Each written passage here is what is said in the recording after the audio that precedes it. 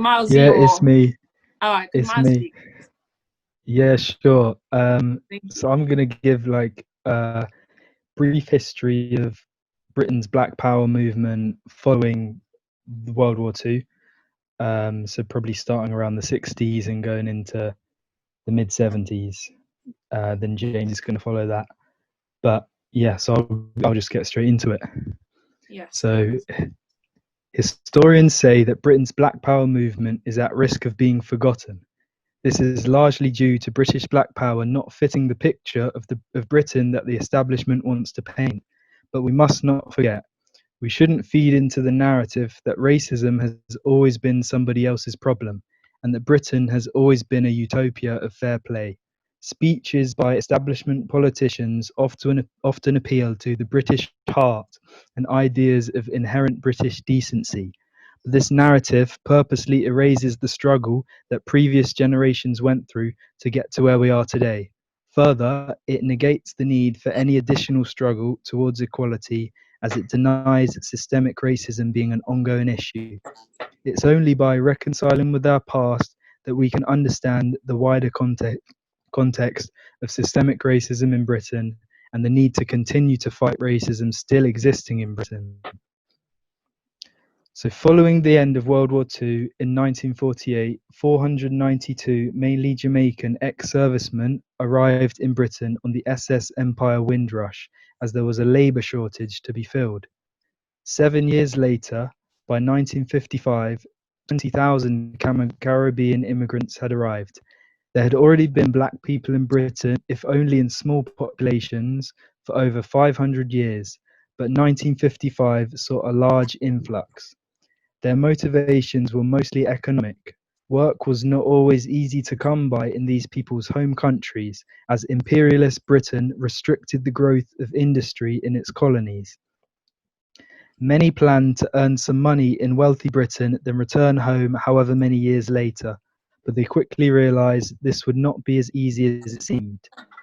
Their colonial education in their home countries had prepared them to be welcomed with open arms into a tolerant, benevolent country who saw them as equal, but this was not the case.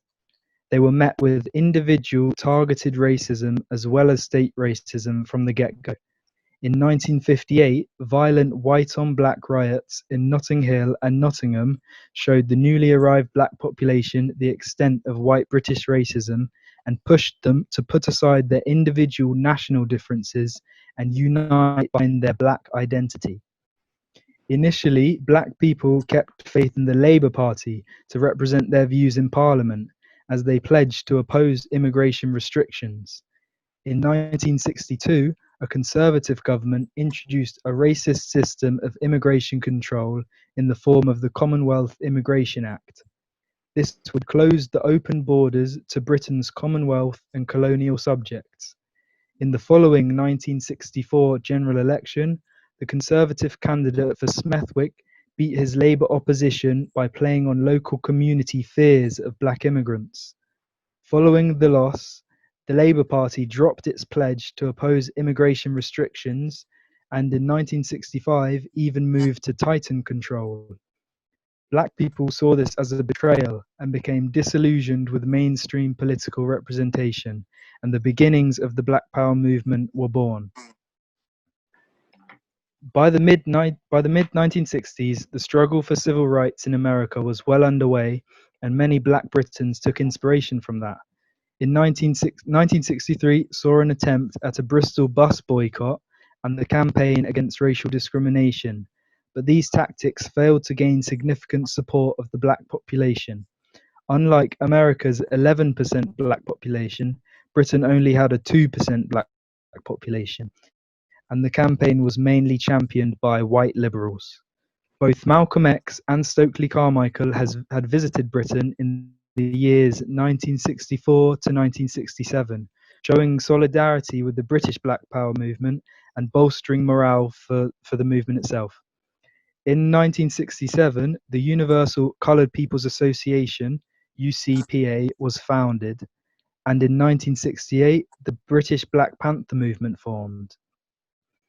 Although British Black Power took some inspiration from their US counterparts, They also drew significant influence from pro-black movements of Britain's past. For example, African and West Indian students who led the anti-colonial struggles in the 1930s and 40s. There was always, therefore, a focus on internationalism, identity, community control, anti-colonialism, and the importance of solidarity with the working class within the British Black Power movement. This solidarity with the working class spanned racial borders. Following the war, people from all over the world came to Britain, including Indian and Pakistani ex-servicemen, East Asians, and Africans. Many were involved in the struggle for equality in Britain as they saw it as a continuation of the anti-colonial struggles in their own countries. In a leaflet by the UCPA, they stated, "Black power is black unity. Black people, that is, Africans, West Indians, Indians, Pakistanis, Chinese, Arabs, and all non-white people, united together, can and will gain their human rights." Malcolm X and Stokely Carmichael's visits talked of the inherent corruption of capitalism and linked domestic racism and the economic exploitation of black minorities with the imperialist and neo-colonialist exploitation of the Third World, explaining that the proletariat has become the Third World and the bourgeoisie is white Western society. The combination of this influence and the freshly immigrated Britons still having the anti-colonial struggles of their home nations in their minds, such as recently liberated African nations like Ghana and Kenya, and ongoing struggles such as Mozambique and Angola, meant that the British Black Power movement grew and developed with this consciousness of global struggle at its core. Race relations, however, were tense at this time as the British media and right-wing politicians such as Enoch Powell legitimised far-right racist views. Racism also became enshrined within the law, with amendments to the Commonwealth Immigrants Act being passed by the Labour government in 1968, which further reduced the rights of Commonwealth citizens.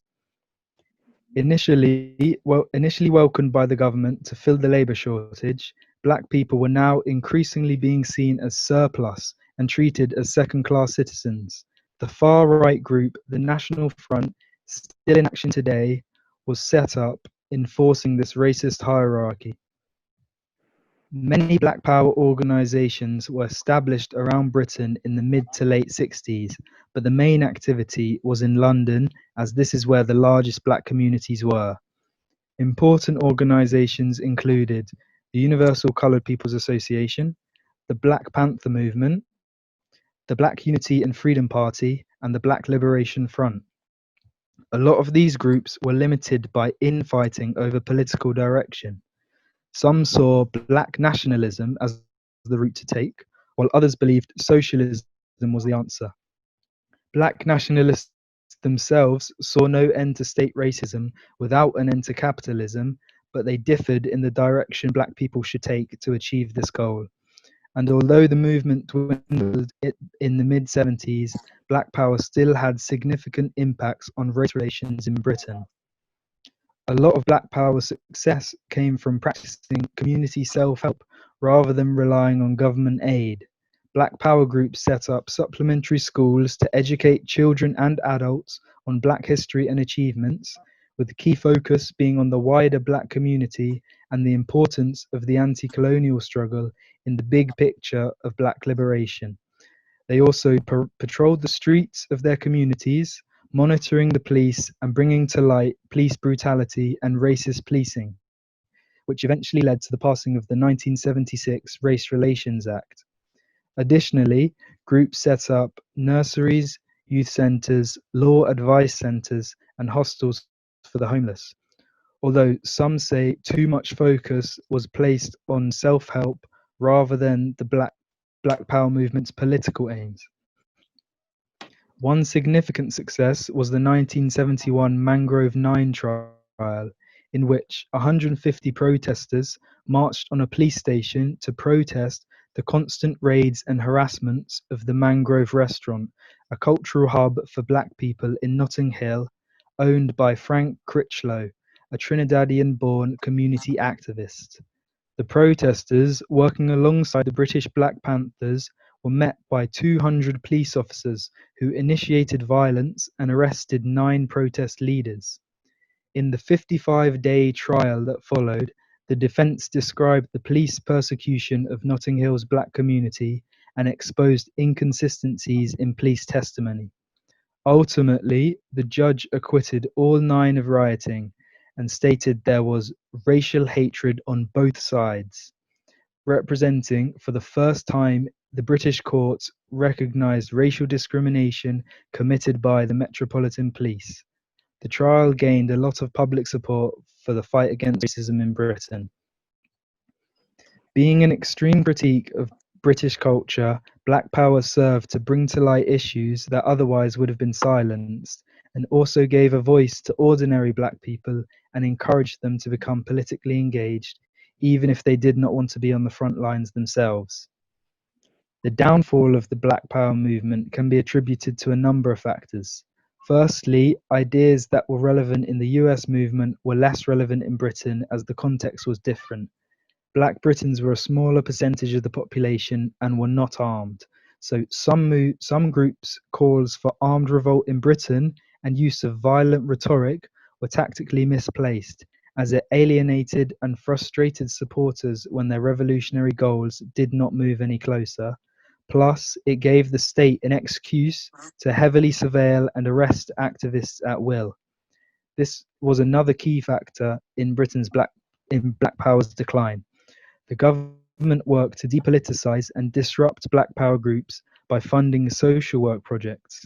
This forced the activists to choose between continuing to pander for donations from its already poor community or to lose the independence of their projects by having the government regulate certain aspects.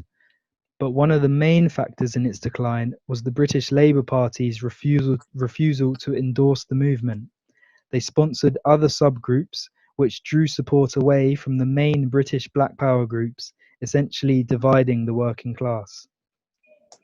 Although a relatively short-spanning movement, beginning in 1967 and dying down by the mid-60s, with modest material successes, it cannot be understated the importance of the British Black Power movement in bringing about a cultural shift in race relations. Black identity was something to be proud of. Black people were empowered to challenge discrimination in their own lives, and the government could no longer ignore many of the injustices the movement had brought to the mainstream. Furthermore, groundwork had been laid for future movements. James will now talk about some of these anti-racist movements in the years that followed and the lessons we can learn from these struggles.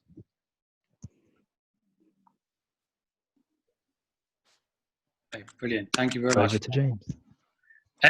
Okay, so as Miles says, I'm going to talk about a slightly later period. There is some overlap. But before I do that, it's kind of worth putting in context what I'm going to say. So Miles has already spoken about in the 1940s and 50s when black workers were not welcomed, but invited, actively invited over to Britain because British industry and particularly state welfare institutions like the NHS would rely on cheaper labour to do the worst jobs and so on. And that was the position that black people found themselves in.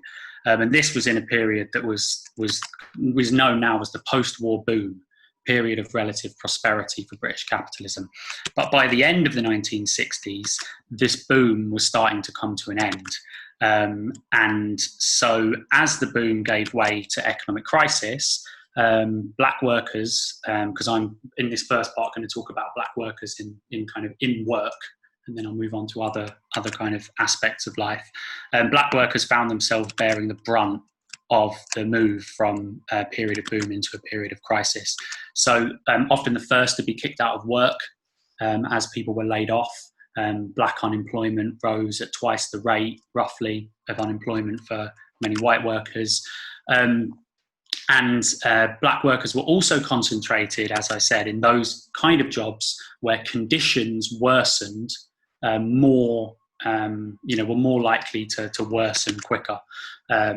That's where black workers were concentrated. And so this combination of factors meant that in the 60s and 70s, black and Asian workers began to fight back and organise at work. And I pick one example from this period because I think it has certain lessons that we can learn from it that's important for our fight today. So this example that I've picked out is the Grunwick Photo Processing Laboratories strike, 1976 to 1978. It was a photo processing firm. So you would send off your holiday photo negatives, and they would process them and send them back to you by kind of mail order. And by the mid-70s, I mean, there's a whole long history, but by the mid-70s, essentially, Grunwick, the firm, the factory in North London, was essentially racially segregated. So the supervisors were white, almost, I think, exclusively white, and West Indian women, so women from the Caribbean, exclusively were employed as machine minders on the shop floor. West Indian men were employed as the drivers, and then Asians, and particularly Asian women and Asian students, were employed in the mail order department, which was particularly kind of labour-intensive work. And this was justified by a whole series of racist myths that the management kind of signed up to. So particularly that Asian women were docile, so they could be trusted to work in the mail order department and handle money, whereas the West Indian women were not docile, were not trustworthy, and so they couldn't be put in the mail order department where there were going to be money and checks coming in. And these kind of myths were used to justify the whole situation, as they are in lots of other contexts. And so this segregation led to kind of differences of experience and outcomes for people. One Asian worker who's quoted in a book by three academics called Anita Pearson and McDowell, she recalls hearing management say to a white woman that came in to ask for a job, "You don't want to come and work here, love. We won't be able to pay the sort of wages that will keep you here." And so in the mail order department, which was where the Asians exclusively worked, pay was about £25 a week. And if you compare that to Grunwick's competitors, at Kodak, pay in the same department was £49.35 a week. Or at Ilford, which was another competitor, it was £40 a week. So, sort of half or 60% of the wages that Asian workers were being paid. And these kinds of divisions show the centrality of how capitalism organises production and other parts of society in a racist way. And so the strike itself was in response to management demands to intensify the workload. So you remember I said before about black workers tended to be concentrated in those areas where conditions worsened. Basically, the point was you're going to do more work in the same amount of time for the same amount of pay, and that was basically the demand that was put on people. So on this particular day, which was the 20th of August, 1976, a young guy called Devshi Budia was given loads of extra work, 13 additional crates of photo negatives to process by his unpopular white manager, Malcolm Alden. Budia and his three workmates, all of whom were Asian, the three other guys were called Chandrakant Patel, Bharat Patel, and Suresh Ruparelia. They agreed between themselves that they weren't going to put up with this, that they would slow down and work at their kind of normal pace, and that if one of them was fired for this, then they would all agree to walk out in protest. And later that afternoon, when the 13 additional crates hadn't been sorted, Budia was sacked, and Patel, and Chandrakant walked out in protest. On the same day, similar kind of demands were imposed on a woman called Jaya-Ben Desai as she prepared to go home. And she'd had a very long day, and she'd had enough of this, and I'm just going to show you a picture. Oh, actually, I'll read the quote out first. And what she said to the manager, the same manager, Alden, she said, "What you are running here is not a factory, it is a zoo. But a zoo contains many different animals. Some are little monkeys that will dance on your fingertips, and others are lions who will bite your head off. We, Mr. Manager, are the lions." And then she stormed out. And I will just show you a picture of her to kind of give it a bit of a human face. If I can do this screen share thing again. So where is she? She is, that's her there. Just so that you kind of have some indication. So then she and her son, Sunil, who was also a Grunwick employee, went outside and they ran into the 4 guys who'd been fired earlier, and they got talking about what they were going to do. And they decided they would seek out advice and eventually seek out a trade union in the hope of defending them and getting their jobs back. And then the long and the short of it is that, you know, they picketed outside the gates, and they spoke to people who knew in their community. By the end of the week, over a quarter of the Asian workforce had come out on strike. The company's owner, the director, whose name is George Ward, who interestingly was himself half Indian, he was viciously anti-union. And he sacked the 137 workers immediately. And so then the 137 workers had to work out what they were going to do. And by this time, they had joined the union Apex, which was, I think, a union that doesn't exist anymore, but it was a kind of a clerical workers' union. And eventually, you know, they manned the picket line for months, and eventually, by the summer of 1977, they had managed to attract massive support from trade unionists, socialists, feminists, and other people who mobilized in large numbers to support the strike. So the local postal sorting people, the people that kind of sort the post in the post office, they took action that was in the end unauthorised by their union to refuse to deliver Grunwick's mail. And Grunwick couldn't function if its mail wasn't delivered because of the character of how they carried out their business. And so this was a really major act of solidarity that this other set of workers decided that they were going to take this action to support the strike. The left-wing press and the black press and the feminist press and so on publicised the strike. And most importantly, thousands of people came out on mass pickets outside the company. You know, there are these scenes you can find, you can Google it, and you know, these sort of hundreds or thousands of people joining the picket line outside the company, demanding the reinstatement of the workers. But a lot of the people who had been active in the Black Power movement, who had their own papers at the time, and others, were quite critical of what this support actually amounted to.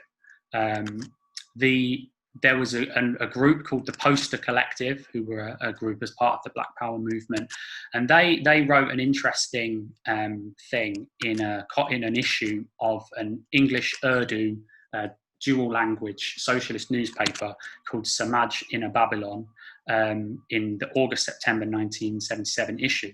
And they said that the solidarity actions of these various workers have struck terror into the hearts of the TUC, so that's the Trade Union Congress, and the other trade union leaders. They have tried their best to channel the dispute through the courts. And what they were getting at here was that a lot of these people who were, you know, coming out supposedly in support were in the end trying to sort of channel things in a certain direction. So Labour MPs and the unions conspired to stop what was called the blacking of the Grunwick mail. So Tom Jackson, who was the leader of the postal union, the UPW, he threatened to kick out the workers who were conducting that solidarity strike, to kick them out of the union if they didn't stop. Labour MPs stood up in Parliament and denounced the solidarity action. And so in the end, the blacking lasted only 4 days. before it was stopped, thanks to the intervention of Tom Jackson and the certain Labour MPs. Attempts to organise solidarity strikes to hurt the company, such as cutting off their power, were also undermined. The Labour Party and the unions were particularly keen to put a stop to the mass pickets, which were bringing hundreds or even thousands of workers out in solidarity with the strike. The view of John Lyons, who was the General Secretary of the Electrical Power Engineers Association, which is a union for electrical workers, was quite typical.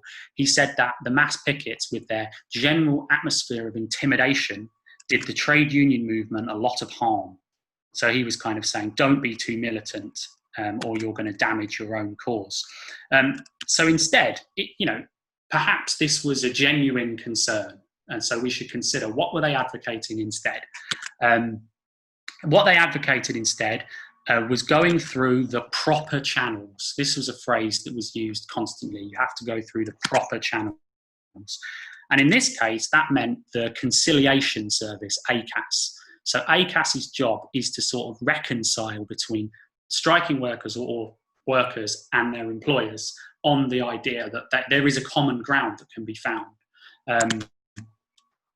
But the problem was that the employers, the Grunwick, they flat out refused to engage in this process. They absolutely would not even countenance negotiating with the workers or the union.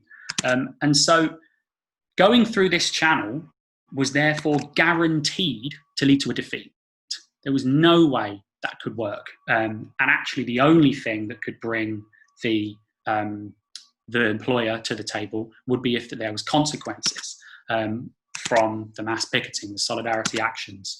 And yet the TUC and Labour Party insisted that these channels be followed.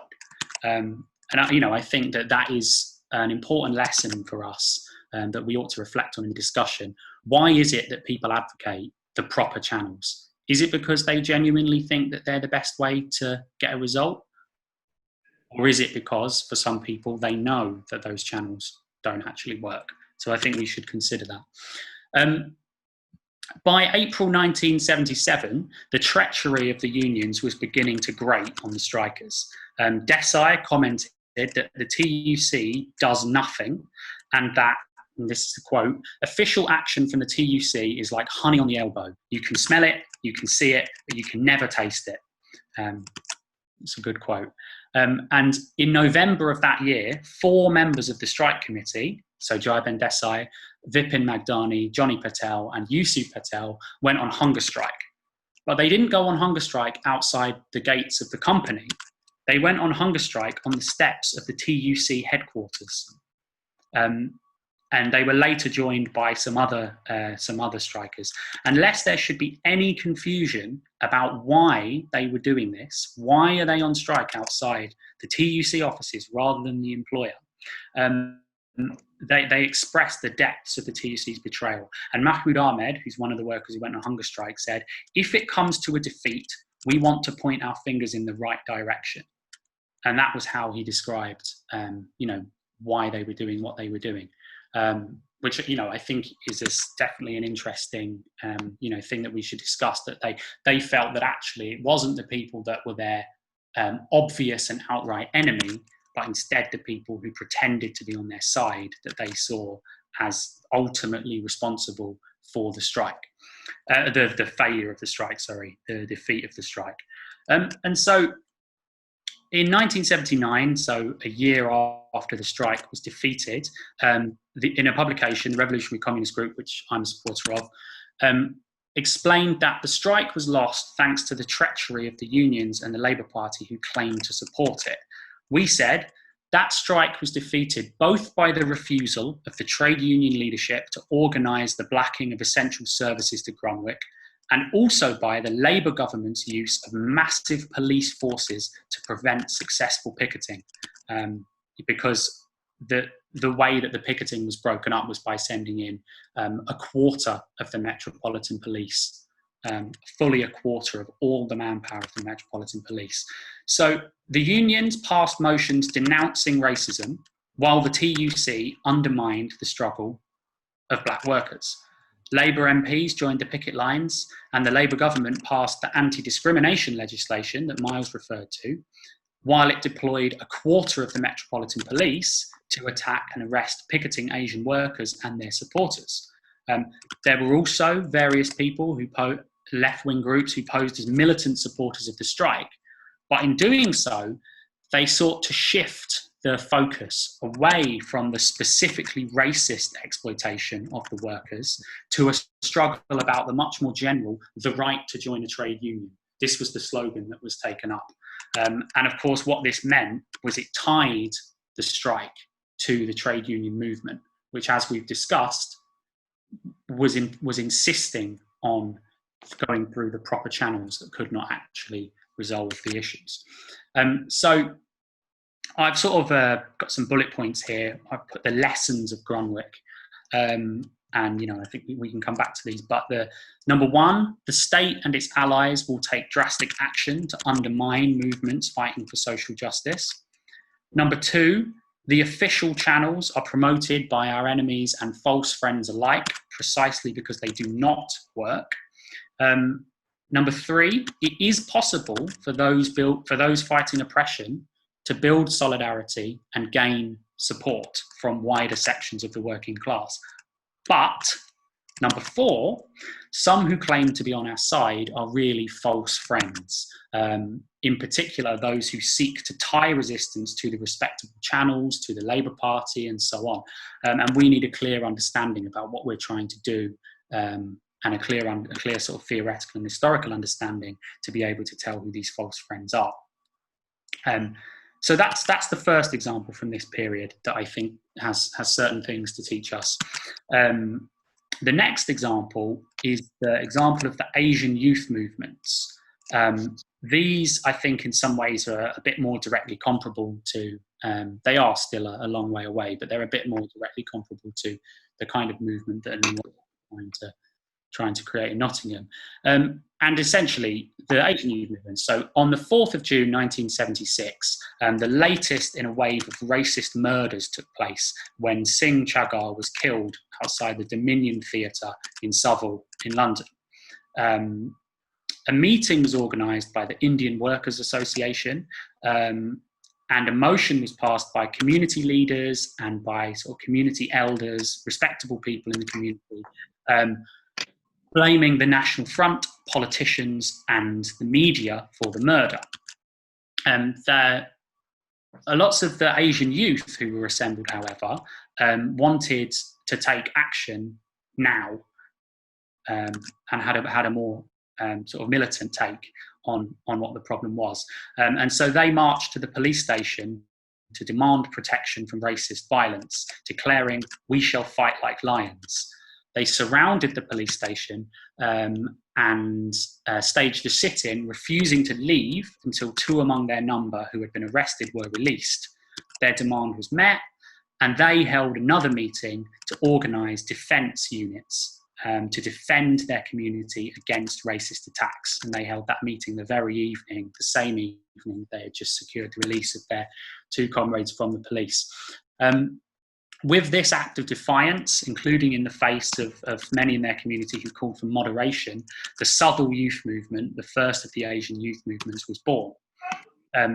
The SYM, the Southall Youth Movement, organised across religious and sectarian divides, as well as inviting West Indian youth to join their fight against both police and popular racism. Over the next year,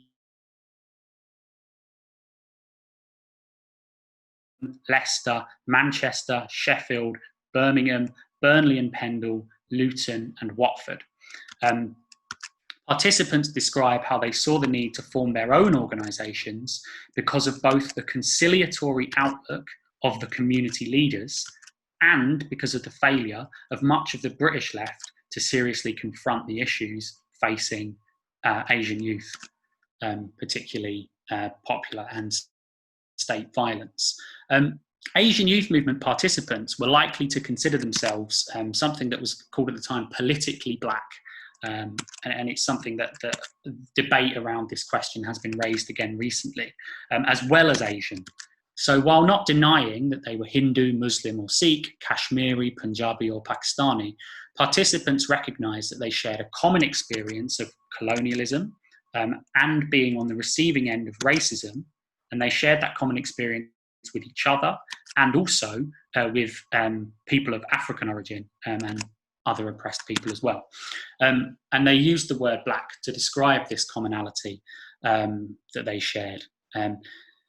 And in a sort of a connected way, the youth movements were explicitly internationalist and anti-imperialist, and their newspapers aired support for the Irish Republican struggle against British imperialism, the Palestine liberation struggle, showing, if we think about this furore recently about the Black Lives Matter Twitter posting support for Palestine, well, the issue of Palestine and the solidarity among people fighting racism in Britain actually has a very long history.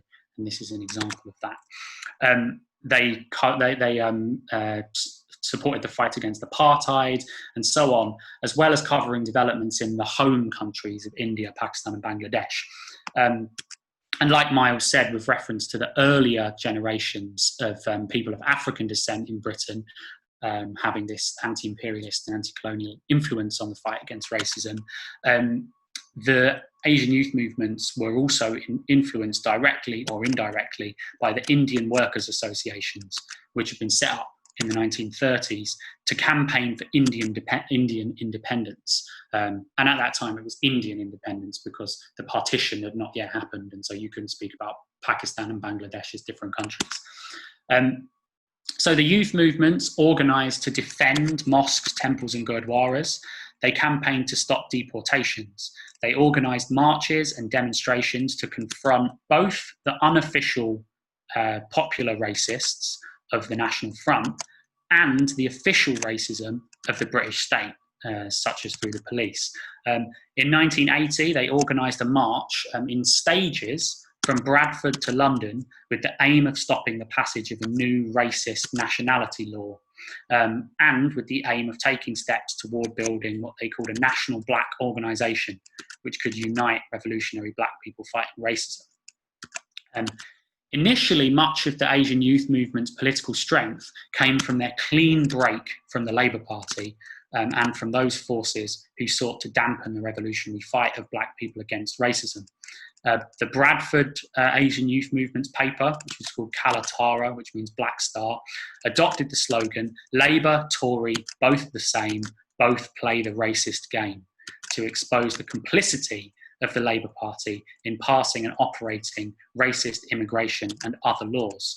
At a 20,000 strong 1979 demonstration, Tony Benn, one of the sort of key historic figures on the left of the Labour Party, much lionised by people who support the Labour Party's left wing today, was denounced in no uncertain terms by Manjit Singh, who was chairman of the Bradford Asian Youth Movement, for standing there and saying he opposed racism, but having played a major role in the last Labour government, which had implemented the 1971 Immigration Act, which was a piece of racist legislation.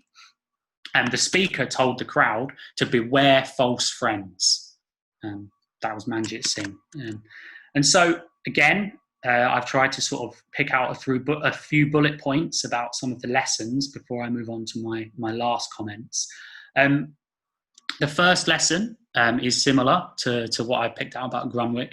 The state and its allies will take drastic action to undermine movements fighting for social justice. Number two, it is possible and necessary to organise across different boundaries, e.g. religious and cultural ones, on the basis of solidarity and shared interests and goals. Number three, and I think this becomes particularly relevant now that we face this, this threat that we're going to discuss later by these British street commando people, that even when fighting that kind of unofficial racist violence, the Asian youth movements clearly understood the centrality of the state and still campaigned against immigration controls and police brutality. And lastly, the Asian youth movements understood clearly who were their friends, who were their enemies, and who were the false friends.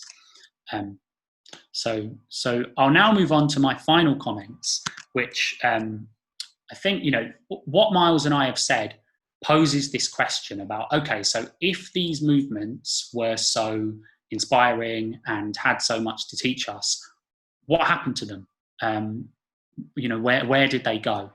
And I think, again, there are lessons in that it's quite important for us to have a look at. So why did they die out, essentially? And again, I'm going to quote a publication that we in the RCG wrote at the time, but in 1983, about the twin tactics adopted by the state to destroy the movements for Black liberation in Britain. And these were, we refer to them as the big stick of state repression and the rotten carrot of community relations. So the big stick of state repression, I think, is fairly self-explanatory. Police unleashed violence against Black people in order to suppress the movement.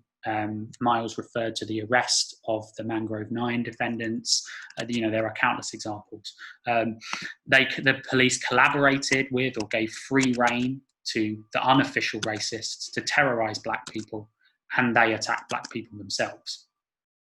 But what about the rotten carrot of community relations? Aren't community relations a good thing? Don't they help? Don't they help in the fight against racism?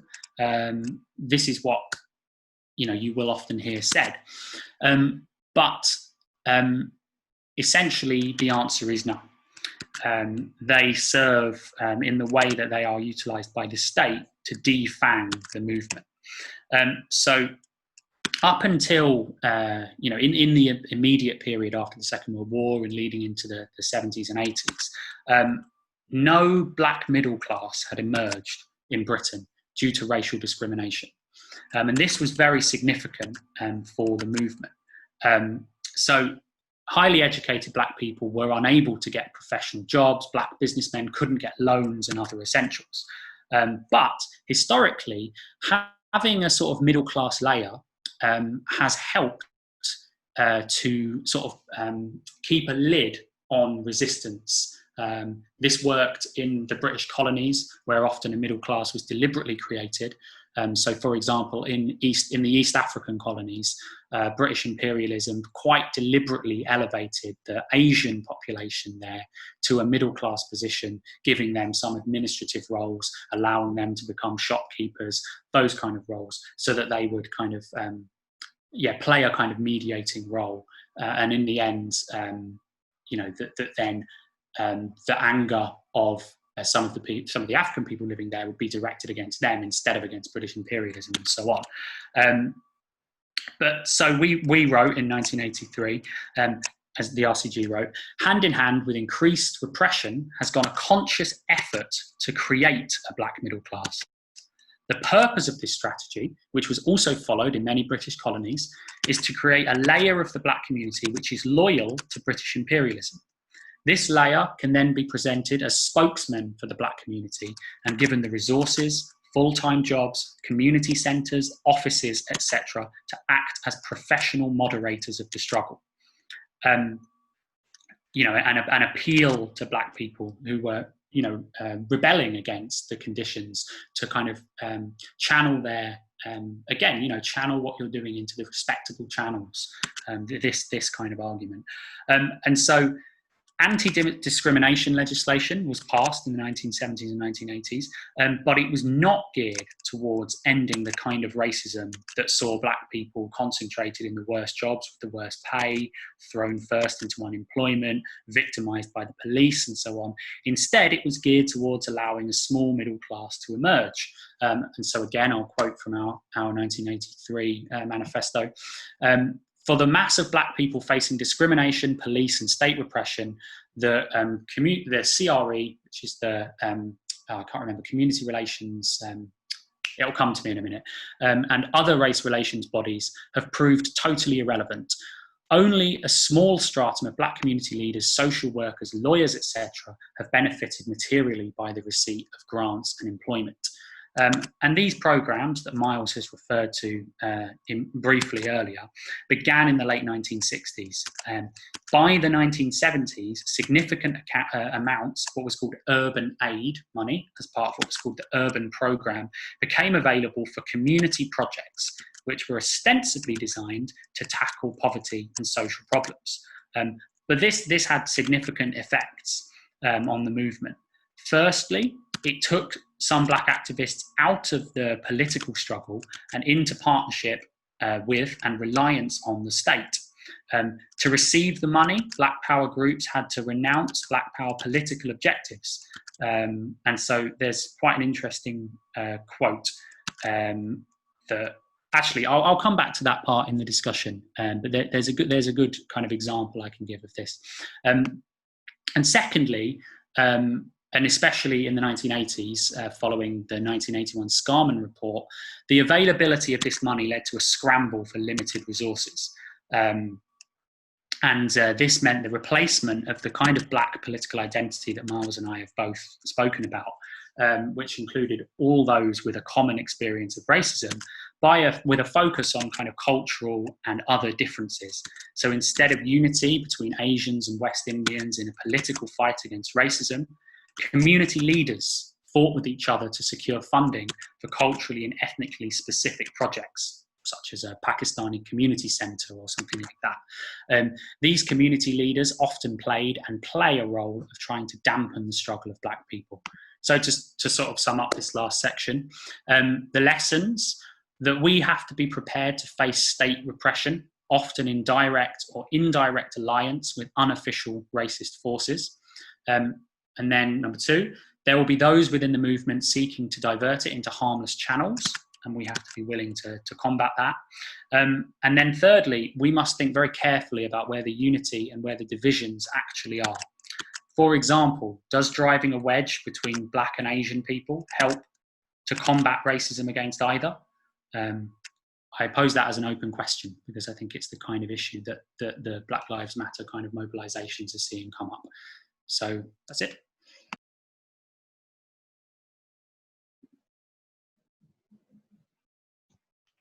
Nice.